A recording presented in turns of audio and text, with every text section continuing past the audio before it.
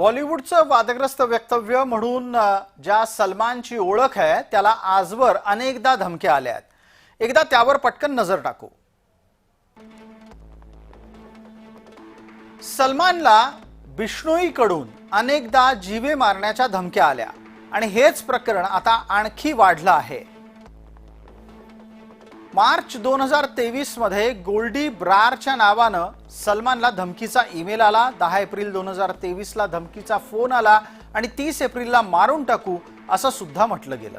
जून 2023 मध्ये सिद्धू मुसेवाला प्रमाणे ठार मारण्याची धमकी सलमानला देण्यात आली। एप्रिल 2024 मध्ये सलमानच्या गॅलेक्सी या निवासस्थानाच्या बाहेर गोळीबार झाला।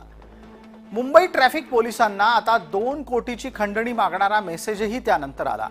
आता खंडणी 5 कोटीपर्यंत पोहोचली आहे, ज्यात लॉरेन्स बिश्नोईचा भाऊ सहभागी असल्याचा दावा केला जातोय।